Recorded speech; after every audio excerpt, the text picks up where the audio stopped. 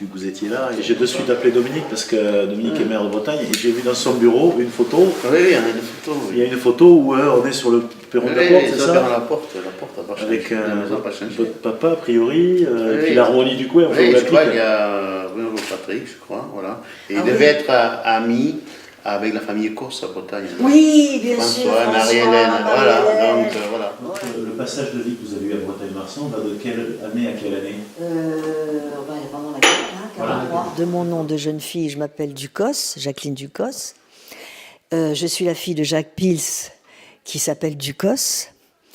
Et mon grand-père, Jean Ducos, habitait Bretagne de Marsan, à Jean-Blanc précisément. Et donc j'ai passé ma petite enfance à Jean-Blanc, c'est-à-dire que je suis née dans les années 40. Et donc pendant la période de la guerre, j'avais 2-3 ans à l'époque. Donc mes premiers pas, je les ai faits à Bretagne de Marsan, à Jean-Blanc. Mon père et ma mère ont caché des Juifs pendant cette période.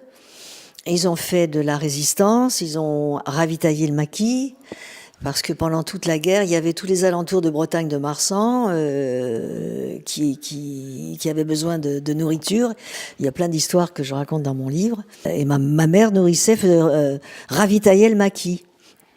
Et donc, et elles allaient avec Paulette Cocatrix, la femme de Bruno, ma mère et elle, en tandem, chercher du lait, du beurre, des légumes chez les paysans des alentours. Et comme ils connaissaient ma mère Lucienne Boyer, qui est donc la créatrice de Parlez-moi d'amour, donc à chaque fois qu'elle allait chercher du lait, des œufs ou des légumes, les paysans disaient « Oh, Madame Lucienne, vous allez bien nous chanter quelque chose ?» Alors elle se mettait sur la table et elle chantait Parlez-moi d'amour, si petite, etc. Et elle repartait comme ça, en tandem avec Paulette, avec ses légumes, ses fruits et ses œufs, quoi, pour ravitailler tout le monde. Ça, c'était les anecdotes de Jean Blanc et Bretagne de Marsan. Il y avait un puits, on allait chercher de l'eau. La maison n'a pas changé, et puis c'est très très bien entretenu, c'est magnifique. Et puis moi, après, quand je suis revenue, beaucoup plus tard, quand moi j'ai gagné l'Eurovision en 60 pour la France, je suis revenue voir mon père qui était en vacances à Bretagne, à Jean Blanc. Et j'ai été reçue royalement par comment on appelle ça, l'harmonie municipale, qui est venue m'accueillir avec le drapeau français. Il y avait les amis de mon père qui étaient les frères Boniface qui étaient là. Enfin bon, bref, j'ai été accueillie royalement quand j'ai gagné l'Eurovision. Donc.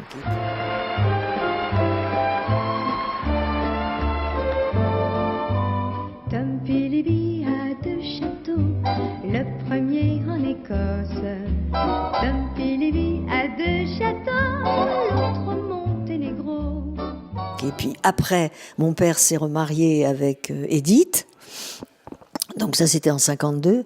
Et Edith est venue résider à quelque temps à Bretagne aussi.